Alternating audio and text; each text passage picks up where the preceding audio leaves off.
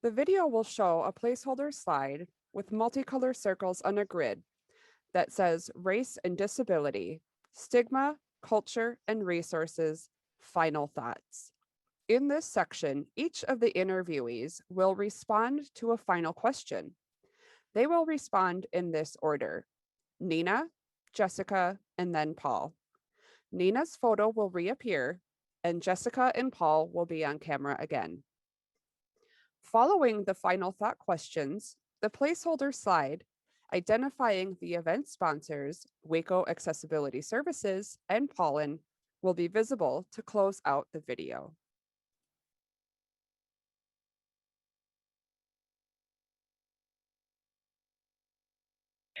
So as we wrap this up, I've got one final question for you. What do you feel are the most important things that companies or employers who want to level the playing field for people of color living with disabilities can do to make a difference for them? Kind of along the same lines as, the story that we just told is, to see the person for who they are and look past their disability. Because, if you see someone with the skill set that you have, and then you meet them for the first time and it's not what you expect, like just it would be helpful to find a way to look past that, because they still have the skills you need, but they may need to do it in a different way, but they're still able to be just as productive as anyone else doing things their own way, just because it's not the traditional way or the way that the employer is used to doing on a daily basis. So I think just being more open-minded and just giving people a chance, and taking that first step, because a lot of times people living with disabilities are the best employees.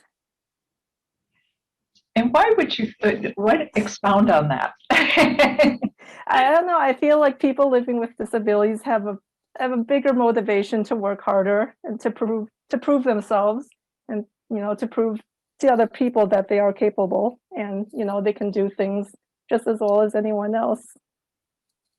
I would tag on to that. As an employer of a company that has only right now one person who doesn't live with a disability, our whole crew lives with one or more disability, is that I have never managed a group of people that were better troubleshooters. They're undaunted because every day they are troubleshooting to get through normal life. So when I present a problem to our group, they don't say can't, they don't say no, because they would not be here if that was in their vocabulary. And they're very used to coming up with workarounds. So I think that the employees we've had, you included WeCo, you included Nina here at WeCo, have been some of the most brilliant troubleshooters I've ever seen. And I don't know if I could go back to just employing people without disabilities, because I would lose that skill set. So, if there were any two, three things that you could do to change the world for people of color who live with disabilities, what would they be? Oh my goodness. That's a tough one. I think, to be honest, a lot of it's going to start from childhood. It's going to be ensuring that everyone who crosses their path, the person of color with disabilities, from educators to those individuals who are distributing resources, just be empathetic and understand that, there's already going to be barriers in this individual's life. Let's not add more to it. Let's have some kind of training, diversity training or awareness, and just and meet the individual where that individual is. It's hard, but leave your preconceived notions at the door, right? Give these children whatever it is they need, because that's where it starts. It really does shape your education. Your entry into the schooling world really does then shape what's going to happen as you progress into adulthood, and will determine what that individual might pursue, what kind of job or not, or stay home and have someone take care of them. It really just makes a big difference. So if I could just, if I could heal the world and make just everyone be just more human and realize that everyone has different experiences.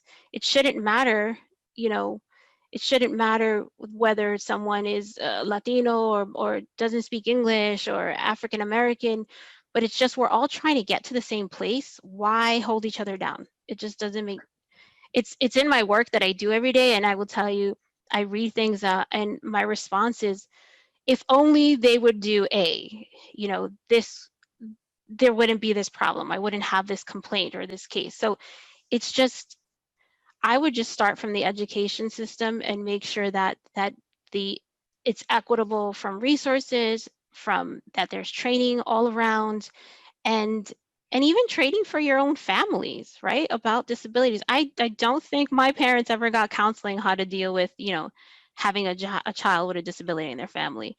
I think Glenn, you mentioned it, access to mental health resources is limited. So for a family of color, it's going to be even harder depending on if you have insurance or not. But I think if it's a more holistic approach, if I could say, that's probably what I would focus my energy on, is starting from there. Well, I have a final question for you. Do you have any personal goals to help pave the way for others who are of color and live with disabilities? I think my personal goals is, it's like through my work here, and it sounds cheesy all the time I say it to people, even at my other job, like I might get paid for it, but to me it's not a paycheck. It's a duty.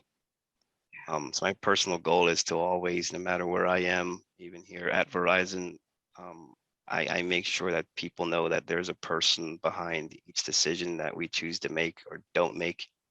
I'm always fighting there to make sure that people are understanding what people with disabilities are going through and some of the barriers that we encounter in everyday navigating or using sites or using devices, and making sure that our voices are heard and decisions are made with us. The ones that are made for us are made with us, Yes. and with us in mind, and always educating. And I will say that our bosses there empower us to push, which is good. So they are really deep into accessibility, and we are allowed to push as much as we need to get something changed or to make someone aware of a change there.